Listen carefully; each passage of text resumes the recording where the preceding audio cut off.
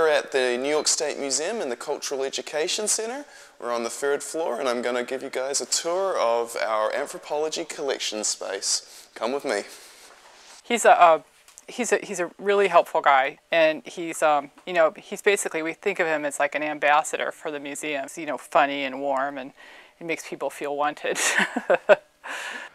Welcome to 24 Elm Street. My name is Ralph. It's a rainy Wednesday, so we're getting this shot, not one coming in, one going out. Just for people who may not be familiar with New Zealand, this is a stylized map of the country showing the principal islands. I was born in Nelson, which is at the very, not really the tippy top, but close to it, of the South Island. We lived in Nelson, Wellington, my family, and also in Dunedin when I was the first year with Shelley. So that's where I tried and failed somewhat miserably at medical school and ultimately decided on anthropology. But it's a lovely country. I, highly recommend, getting over there if you can. Don't worry, there aren't too many orcs to fend off. They're mostly subdued now,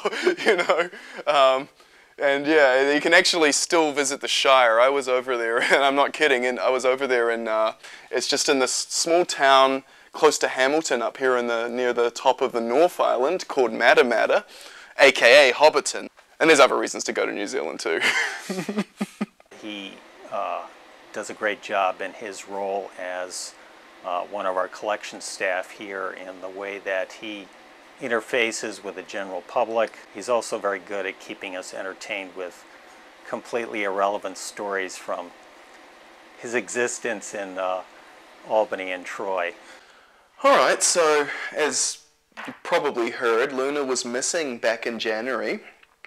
She actually escaped from our vet's office on the 2nd of January into freezing cold conditions. And she just got out. She got through exactly 4 doors, in fact, to get out, including her kennel crate door, which I still don't quite get, but also 3 human doors, which I can understand a little bit better, having lived with her. We were a mess, actually. You don't realize perhaps how much, especially for us, a couple, we don't have any, human children, so she is kind of our surrogate for a child in some ways, I would say.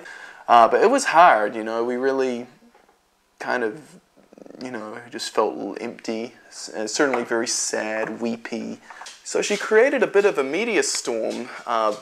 It all kind of culminated on a Saturday at the Colony Crossings, the local town park up there, where we had in excess of 75 people show up, many of them our friends, some of them not, to help look for her.